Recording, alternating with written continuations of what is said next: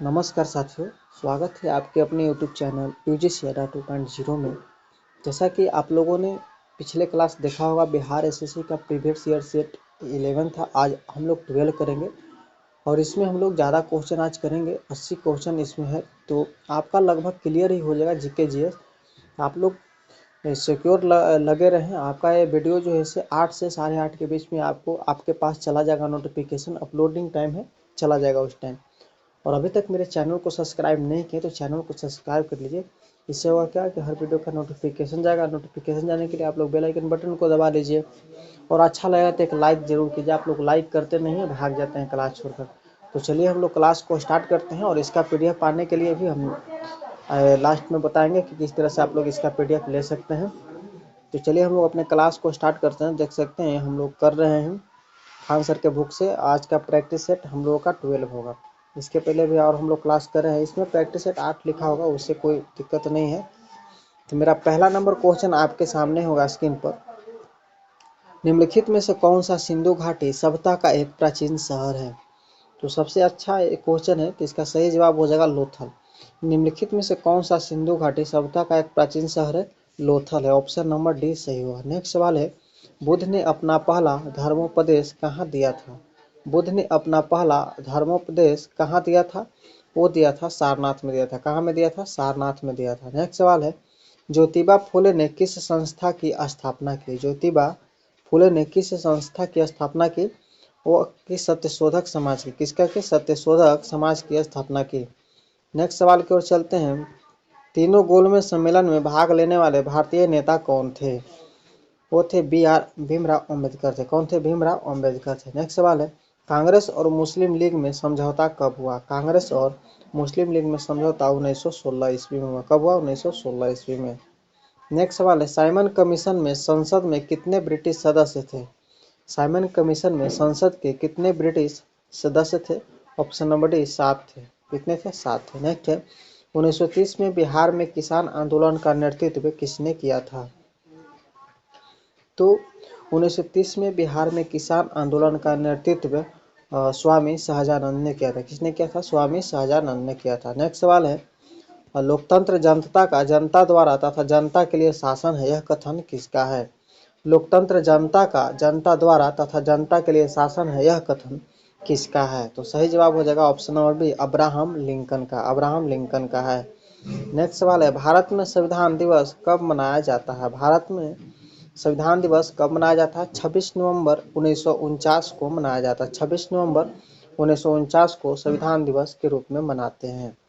अब हम लोग आगे चलेंगे। यहाँ पर 10 नंबर सवाल है, डॉक्टर भीमराव अंबेडकर निम्न में से किसके साथ संबंधित नहीं थे? तो डॉक्टर भीमराव अंबेडकर जो है आपको राज्य पुनर्गठन आयोग के साथ संबंधित नहीं थे। ऑप्शन नंबर आपका सी सही होगा। नेक्स्ट सवाल है, भारतीय संविधान की प्रस्तावना में कितने प्रकार के न्याय का उल्लेख है? भारतीय संविधान की प्रस्तावना में 3 प्रकार के न्याय का उल्लेख किया गया है। ऑप्शन नंबर आपका बी सही हो जाएगा। अब कौन कौन है?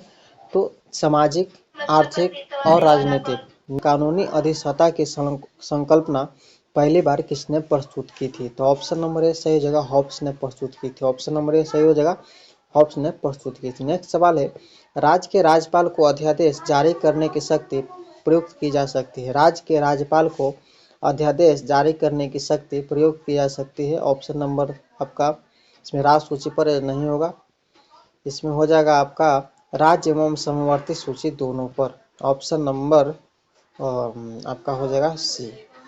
नेक्स्ट सवाल है, लोकसभा का अध्यक्ष अपना त्याग पत्र घोषित करता है। लोकसभा का अध्यक्ष अपना त्याग पत्र किसे प्रेषित करता है? यहाँ पर सही आंसर हो जाएंगे लोकसभा के उपाध्यक्ष को। ऑप्शन नंबर आपका सी करेक्ट होगा। नेक्स्ट सवाल की ओर चलते हैं। सवाल है, पंचायतों, नगर निगमों और नगरपालिकों के चुनाव हेतु संबंधित क्षेत्र को छोटे छोटे निर्वाचन क्षेत्रों में विभाजित किया जाता है, जो कहलाते हैं। तो सही सवाल हो जाएगा वार्ड कहलाते हैं। ऑप्शन नंबर बी वार्ड कहलाते हैं। नेक्स्ट सवाल है, संविधान सभा में किसने कहा था कि राज्य के नीति निर्देशक सिद्धांत बैंक को दिए गए एक ऐसे चेक के समान है जो बैंक के सुविधानुसार ही देय होगा? तो 16 का सही आंसर हो जाएगा केटी शाह। केटी शाह। नेक्स्ट है, संविधान सभा में किसने कहा था कि राज्य के नीति निर्देशक सिद्धांत बैंक को दिए गए एक ऐसे चेक के समान है जो बैंक के सुविधानुसार ही देय होगा? केटी शाह। नेक्स्ट सवाल है, निम्न में से किसने हाल ही में गुजरात के मुख्यमंत्री के रूप में शपथ ली?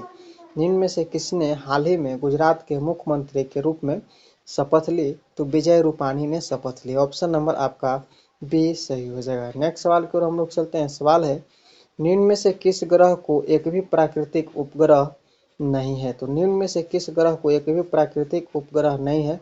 ऑप्शन नंबर डी शुक्र को, ऑप्शन नंबर डी हो जाएगा शुक्र। नेक्स्ट सवाल है, समान वर्षा वाले क्षेत्रों को जोड़ने वाली काल्पनिक रेखा कौन सी है? तो समान वर्षा वाले क्षेत्रों को जोड़ने वाली काल्पनिक रेखा समवर्षा रेखा है। क्या है? समवर्षा रेखा। ऑप्शन नंबर बी सही हो जाएगा। नेक्स्ट सवाल है, निम्नलिखित दक्षिण अमेरिकी राष्ट्र में से किसने दक्षिणी अमेरिका क्षेत्र का सबसे बड़ा वन क्षेत्र है? निम्नलिखित दक्षिण अमेरिकी राष्ट्र में से किसने दक्षिणी अमेरिका क्षेत्र का सबसे बड़ा वन क्षेत्र है? तो सही जवाब हो जाएगा ब्राजील। आप लोग कलम और पेपर लेकर बैठे और हमारे आंसर देने से पहले आप लोग आंसर दे ले, कितना सही कर पाते हैं कम से कम ये तो अपने आप को जांच कर पाएंगे ना। हमारे साथ जरूर जुड़े। 8:30 बजे, 8 से 8:30 के बीच आपके पास नोटिफिकेशन चला जाएगा। हम लोग रिवीजन के तौर पर क्लास कर रहे हैं। सवाल है कि मुरादाबाद में के कार्य हेतु प्रसिद्ध है और उसने विश्व भर में हस्तकला उद्योग में अपना आला स्थान बनाया है। तो इसका सही जवाब हो जाएगा ऑप्शन नंबर ए पीतल। मुरादाबाद पीतल के कार्य हेतु प्रसिद्ध है और उसने विश्व भर में हस्तकला उद्योग में अपना आला स्थान बनाया है। ऑप्शन नंबर ए सही होगा। नेक्स्ट सवाल है, तांगनिका झील कहाँ स्थित है? तांगनिका झील कहाँ स्थित है? ऑप्शन नंबर डी सही हो जाएगा, अफ्रीका में स्थित है। कहाँ में स्थित है? अफ्रीका में स्थित है। नेक्स्ट सवाल की ओर हम लोग चलते हैं।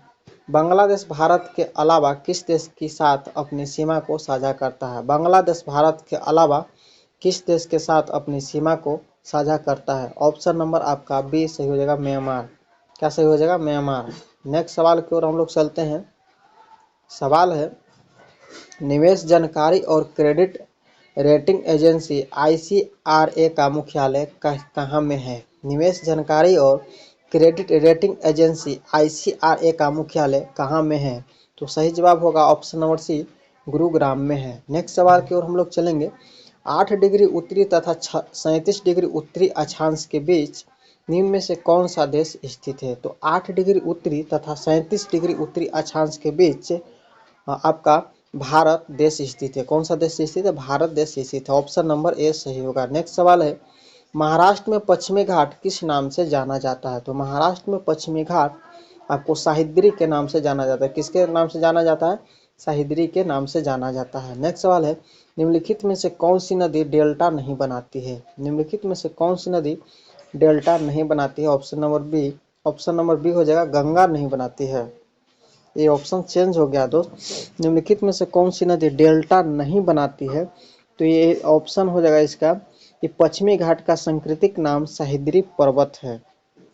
और जो है से हम लोग जानेंगे, घाटी नदी होने के कारण भारत में नर्मदा नदी डेल्टा नहीं बनाती है। नर्मदा नदी डेल्टा नहीं बनाती है। यहाँ पर ये हो जाएगा ऑप्शन नंबर बी।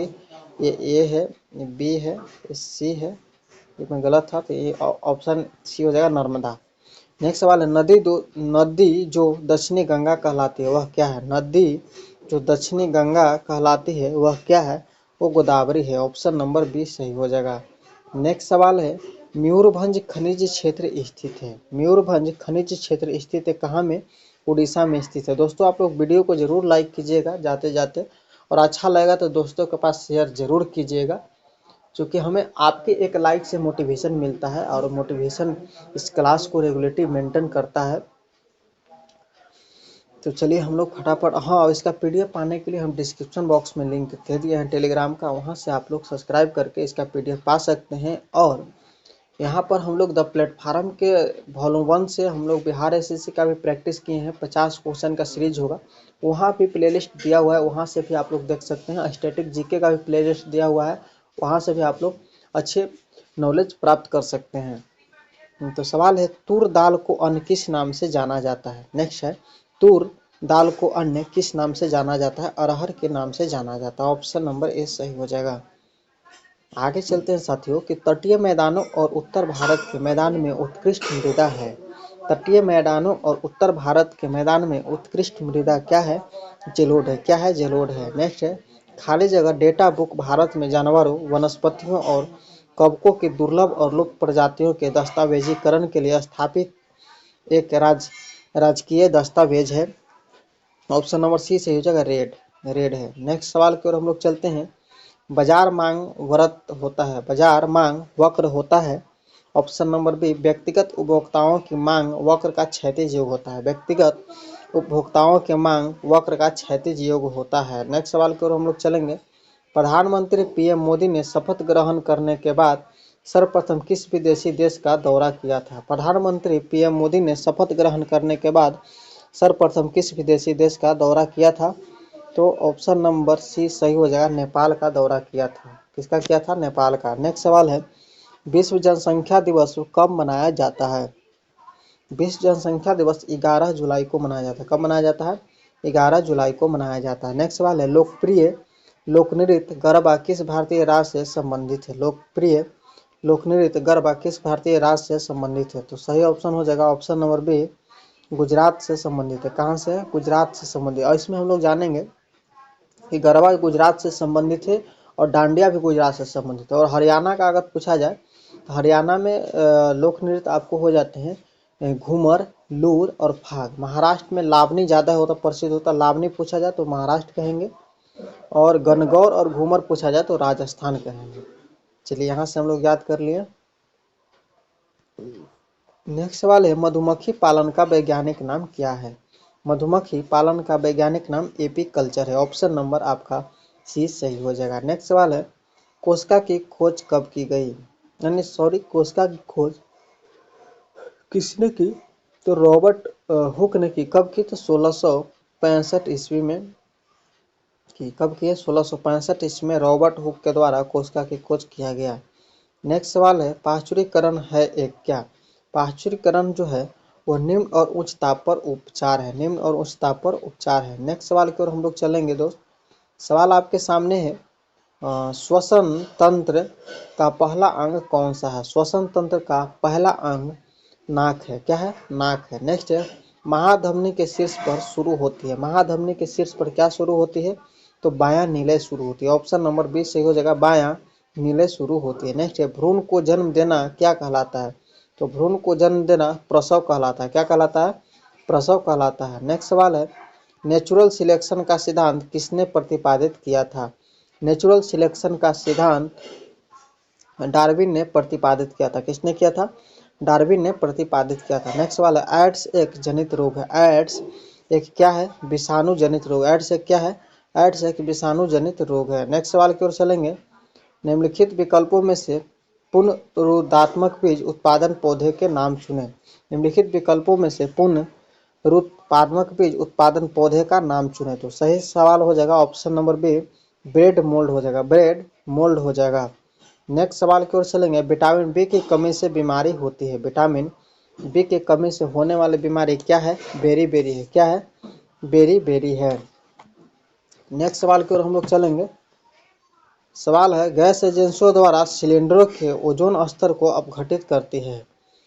तो गैस एजेंसियों द्वारा सिलेंडरों के ओजोन स्तर को अपघटित क्या करती है? ऑप्शन नंबर ए द्रव अपघटित करती है। नेक्स्ट सवाल है एसआई मात्रक में वोल्टेजमैन नियतांक का मान क्या है?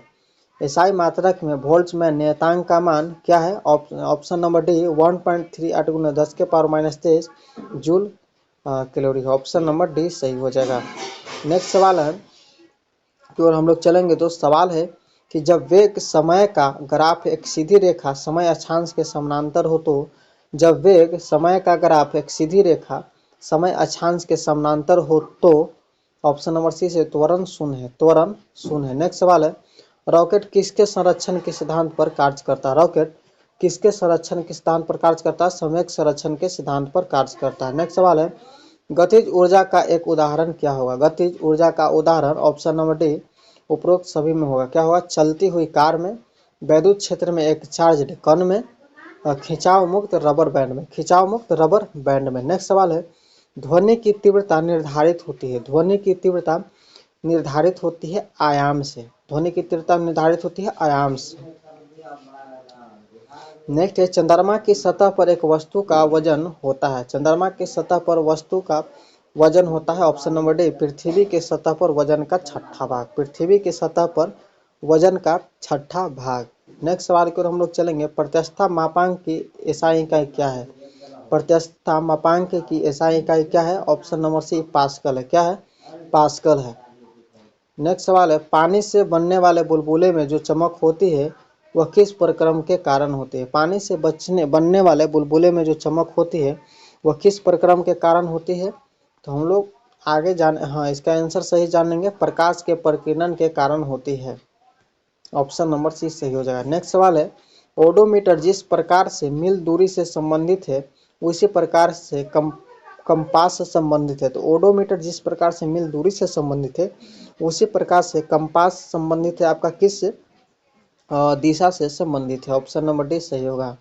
नेक्स्ट सवाल है, हम लोग इसमें ज़्यादा क्वेश्चन करेंगे, बिल्कुल जोश और जुनून के साथ शुरू से अंत तक देखते रहेंगे, क्लास को इंटरेस्ट बनाकर मज़ेदार में देखेंगे, कम समय में हम लोग ज़्यादा क्वेश्चन कर लेंगे। अगर आपको वीडियो स्लो होता है तो स्पीडोमीटर थोड़ा बढ़ा लीजिएगा और फास्ट रिवीजन कीजिएगा। क्वेश्चन है कि एक पदार्थ की जल में विलीयता ताप बढ़ाने से घटती है, वह पदार्थ क्या। आप लोग सिर्फ एक लाइक जरूर कर दीजिएगा और चैनल को नहीं सब्सक्राइब किया तो चैनल को सब्सक्राइब कर लीजिए, दोस्तों के पास शेयर करना ना भूलेगा, क्योंकि फेसबुक व्हाट्सएप आप लोग चलाते हैं, सोशल मीडिया पर गाना सुनते रहते हैं, बस चंद मिनटों का काम है, एक छोटे से सब्सक्राइबर को आप लोग ऊपर उठाएं, आपके सामने लाइव आकर पढ़ाने की मैं कोशिश करूंगा, ज़्यादा से ज़्यादा क्वेश्चन करा पाऊंगा। हाँ तो क्वेश्चन है दोस्त कि एक पदार्थ की जल में विलीयता ताप बढ़ाने से घटती है, वह पदार्थ क्या है। तो ऑप्शन नंबर सी गैस है। नेक्स्ट सवाल है, निम्न में अधातु बताएं, निम्न में अधातु को बताएं, चार ऑप्शन में से कौन सा अधातु है, ऑप्शन नंबर सी से हो जाएगा फेरम। नेक्स्ट सवाल है, निम्नलिखित कणों में किसका द्रव्यमान सबसे अधिक है, निम्नलिखित कणों में किसका द्रव्यमान सबसे अधिक है। तो ऑप्शन नंबर बी से हो जाएगा एल्फा कण का, एल्फा कण का द्रव्यमान सबसे अधिक है।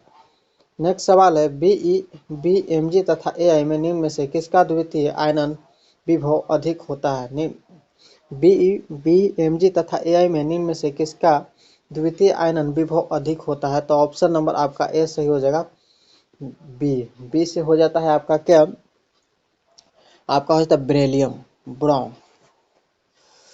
बेरिलियम हो जाएगा। नेक्स्ट सवाल है, निम्नलिखित में से कौन सा कथन गलत है, चार ऑप्शन में से एक गलत ऑप्शन को छांट कर सीधा करना है।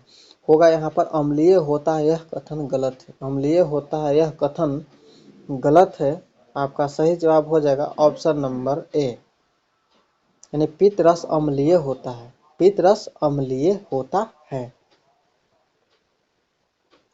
ये गलत है। नेक्स्ट सवाल की ओर हम लोग चलेंगे, सवाल यहाँ पर है, अमोनियम आयन है, अमोनियम आयन है, ऑप्शन नंबर ए एक संयोगी अम्ल है, एक संयुग्मी अम्ल है, अमोनियम आयन है, एक संयुग्मी अम्ल है। नेक्स्ट सवाल की ओर हम लोग चलेंगे, सवाल यहाँ पर है कि रासायनिक परिवर्तन KClO3 का KCl में क्लोरीन का ऑक्सीकरण अंग क्या है, रासायनिक परिवर्तन KClO3 का KCl में क्लोरीन का ऑक्सीकरण अंग क्या है। ऑप्शन नंबर बी से हो जाएगा 6 घट जाता है, 6 घट जाता है, 6 घट जाता है। नेक्स्ट सवाल पर चलेंगे, लोहे पर कलाई के लिए निम्नलिखित में से किस धातु का उपयोग किया जाता है जिससे कि इसके क्षय को रोका जा सके, लोहे पर कलाई के लिए निम्नलिखित में से किस धातु का उपयोग किया जाता है जिससे कि इसके क्षय को रोका जा सके। तो ऑप्शन नंबर ए से हो जाएगा जिंक, क्या हो जाएगा जिंक। नेक्स्ट सवाल की ओर चलते हैं, निम्नलिखित में से कौन सा जीवाश्म ईंधन नहीं है, निम्नलिखित में से कौन सा जीवाश्म ईंधन नहीं है। तो ऑप्शन नंबर डी से हो जाएगा यूरेनियम, कौन सा जीवाश्म ईंधन नहीं है, यूरेनियम जीवाश्म ईंधन नहीं है। नेक्स्ट सवाल की ओर चलेंगे, किसी भी प्राकृतिक कच्चे माल पौधे या जानवर के बिना बनाया गया एक मानव निर्मित फाइबर है, यह कोयले पानी और हवा में तैयार किया गया था, यह पहला पूर्ण सिंथेटिक फाइबर था। मैं फिर से क्वेश्चन रिपीट करता हूँ, किसी भी प्राकृतिक कच्चे माल के बिना बनाया गया एक मानव निर्मित फाइबर है, यह कोयले पानी और हवा में तैयार किया गया था, यह पहला पूर्ण सिंथेटिक फाइबर था। तो सही जवाब आपका हो जाएगा ऑप्शन नंबर बी, क्या हो जाएगा बी, नायलॉन, क्या हो जाएगा बी। नेक्स्ट सवाल की ओर चलते हैं, बिहार के किस वकील ने असहयोग आंदोलन के समय अपनी लाभप्रद वकालत छोड़ दी थी, बिहार के किस वकील ने असहयोग आंदोलन के समय अपनी लाभप्रद वकालत छोड़ दी थी। तो सही जवाब हो जाएगा option number B, Rajendra Kumar. क्या हो जाएगा? राजेंद्र कुमार। नेक्स्ट सवाल की ओर हम लोग चलेंगे। सवाल यहाँ पर है, बिहार में तेल शोधक कारखाना है। बिहार में तेल शोधक कारखाना क्या है? ऑप्शन नंबर सी, बरौनी में तेल शोधक कारखाना है। नेक्स्ट सवाल है, केंद्रीय स्वास्थ्य और परिवार कल्याण मंत्री डॉक्टर मनसुख मांडविया ने किस शहर में अत्याधुनिक राष्ट्रीय खाद्य सुरक्षा और मानक प्राधिकरण के राष्ट्रीय प्रशिक्षण केंद्र का उद्घाटन किया है? नेक्स्ट है, केंद्रीय स्वास्थ्य और परिवार कल्याण मंत्री डॉक्टर मनसुख मांडविया ने किस शहर में अत्याधुनिक राष्ट्रीय खाद्य सुरक्षा और मानक प्राधिकरण के राष्ट्रीय प्रशिक्षण केंद्र का उद्घाटन किया है? तो सही जवाब हो जाएगा ऑप्शन नंबर बी, गाजियाबाद। क्या हो जाएगा? गाजियाबाद। नेक्स्ट सवाल की ओर चलते हैं। स्टैंडर्ड चार्टर्ड की एक नई रिपोर्ट के अनुसार भारत किस वर्ष तक संयुक्त अरब अमीरात का सबसे बड़ा निर्यात गंतव्य बना रहेगा? तो सही जवाब हो जाएगा ऑप्शन नंबर सी, 2030 तक बना रहेगा। नेक्स्ट सवाल की ओर चलते हैं। कटक निम्नलिखित में से किस प्रख्यात हस्ती से संबंधित है? कटक निम्नलिखित में से किस प्रख्यात हस्ती से संबंधित है? तो सही जवाब हो जाएगा option number A, Subhash Chandra Bose से हस्ती से संबंधित, सुभाष चंद्र बोस से संबंधित है। नेक्स्ट सवाल है, थोड़ा सा कट गया दोस्त। हाँ, कहाँ हम लोग कर रहे थे दोस्त? चलिए यहाँ से जान लेते हैं। कटक निम्नलिखित में से किस प्रख्यात हस्ती से संबंधित है? 71 नंबर क्वेश्चन है, वो सुभाष चंद्र बोस से संबंधित है। ऑप्शन नंबर ए सही हो जाएगा। नेक्स्ट सवाल की ओर हम लोग चलेंगे। सवाल है, टीपू सुल्तान इनमें से किस संस्थान से संबंधित है? टीपू सुल्तान इसमें से आपको श्रीरंगपट्टनम से संबंधित है। किससे संबंधित है? श्रीरंगपट्टनम से। ऑप्शन नंबर सी सही होगा। नेक्स्ट सवाल की ओर हम लोग चलते हैं कि भारतीय संविधान के निम्नलिखित में से किस अनुच्छेद में कर्मकारों के लिए निर्वाह मजदूरी का आदि प्रावधान निर्दिष्ट किया गया है? तो सही इसका आंसर हो जाएगा अनुच्छेद 40। यानी भारतीय संविधान के अनुच्छेद 40 में कर्मकारों के लिए निर्वाह मजदूरी का आदि प्रावधान निर्दिष्ट किया गया है। नेक्स्ट सवाल की ओर हम लोग चलेंगे। क्वेश्चन है कि बक्सर का युद्ध किस वर्ष लड़ा गया था? बहुत ही अच्छा सवाल है। इसका आप लोग, मैं चाहूँगा कि कमेंट बॉक्स में इसका आप लोग आंसर बताएंगे दोस्त। आप लोग वीडियो को अच्छे से देखते हैं, तैयारी करते हैं, तो बक्सर का युद्ध किस वर्ष लड़ा गया था, इसे कमेंट बॉक्स में जरूर आप लोग आंसर दीजिएगा। देख रहे होंगे अगर सच्चे मन से वीडियो को। तो नेक्स्ट है, समन्वय धर्म दीन-ए इलाही शाब्दिक अर्थ ईश्वर का धर्म की स्थापना किसके द्वारा दी गई थी? तो सही जवाब हो जाएगा आपका ऑप्शन नंबर ए, अकबर के द्वारा दी गई थी। किसके द्वारा दी गई थी? अकबर के द्वारा दी गई थी। नेक्स्ट सवाल है, विश्व की तीसरी सबसे बड़ी नदी कौन सी है? विश्व की तीसरी सबसे लंबी नदी कौन सी है? वो है आपका यांग तंजी नदी है। यांग तंजी नदी है। विश्व की तीसरी सबसे लंबी नदी कौन सी है? यांग तंजी नदी है। नेक्स्ट सवाल की ओर हम लोग चलेंगे। 1931 में पहली भारतीय बोलती फिल्म रिलीज हुई थी, इस फिल्म का नाम बताइए। 1931 में पहली भारतीय बोलती फिल्म रिलीज हुई थी, इस फिल्म का नाम बताइए। तो सही जवाब हो जाएगा option number B, Alam Ara. Option number B, Alam Ara. Next सवाल है कि हम लोग बढ़ेंगे। ब्रेकिस्ट पर जनमत संग्रह कब हुआ था? ब्रेकिस्ट पर जनमत संग्रह कब हुआ था? सही जवाब हो जाएगा ऑप्शन नंबर डी, जून 2016 में। जून 2016 में हुआ था। नेक्स्ट सवाल है, वर्ल्ड बैंक का इजी ऑफ डूइंग बिजनेस 2020 के अनुसार भारत की रैंक क्या है? वर्ल्ड बैंक की ईज ऑफ डूइंग बिजनेस 2020 के अनुसार भारत की रैंक क्या है? सबसे सही जवाब हो जाएगा ऑप्शन नंबर सी, 63 है। क्या है? 63। नेक्स्ट है, जापान की संसद को क्या कहा जाता है? जापान की संसद को क्या कहा जाता है? Option number B, the national diet कहा जाता है। क्या कहा जाता है? द नेशनल डाइट कहा जाता है। नेक्स्ट सवाल की ओर हम लोग चलेंगे। सवाल है यहाँ पर, 1848 में लॉर्ड डलहौजी के कार्यकाल के दौरान लागू हुए सुधार का नाम बताइए। 1848 में लॉर्ड डलहौजी के कार्यकाल के दौरान लागू हुए सुधार का नाम क्या है? तो सही आंसर हो जाएगा ऑप्शन नंबर सी, व्यापगत का सिद्धांत है। क्या हो जाता है? व्यापगत का सिद्धांत। ऑप्शन नंबर सी सही हो जाएगा। नेक्स्ट सवाल है, किस पशु को भारत का राष्ट्रीय धरोहर पशु घोषित किया गया है? किस पशु को भारत का राष्ट्रीय धरोहर पशु घोषित किया गया है? ऑप्शन नंबर आपका 20 सही हो जाएगा, हाथी। तो दोस्तों मिलेंगे नेक्स्ट क्लास में। आज का क्लास इतना ही। अच्छा लगा हो तो एक लाइक कर दीजिएगा, दोस्तों के पास शेयर करना बिल्कुल ना भूलिएगा। आप लोग बस यहाँ से वीडियो को काटिएगा और फेसबुक और व्हाट्सएप पर शेयर कर दीजिएगा। कम से कम एक छोटे से फैमिली को आप लोग आगे बढ़ाएं, सपोर्ट करें। जैसे कि आप लोगों ने पहले वीडियो देखा, बहुत ही हमें अच्छा लगा, आप लोगों ने इतना अच्छा प्यार दिया और अपने तैयारी को, सबसे बड़ी बात कि आप लोग कंटिन्यू कर रहे हैं। कंटिन्यू आप लोग वीडियो को देख रहे हैं तो आपको फायदेमंद तो ज़रूर होगा ही ना। आप लोग चैनल को सब्सक्राइब कर लीजिए, नए व्यक्तियों से कह रहा हूँ। और अभी तक आप लोग वीडियो को देख रहे हैं, जो लोग चैनल को सब्सक्राइब नहीं किए हैं, तो मैं कह रहा हूँ चैनल को सब्सक्राइब कर लीजिए। आपको अभी एएलपी का जो वैकेंसी है उसका भी आप लोगों को आने वाले समय में आपको मैं फिजिक्स साइंस का क्वेश्चन कराऊंगा। प्रैक्टिस सेट लगातार चलाएगा, इस पर मैराथन की तरह चलेगा। तो ठीक है दोस्त, मिलेंगे नेक्स्ट वीडियो में, तब तक के लिए बेस्ट ऑफ लक।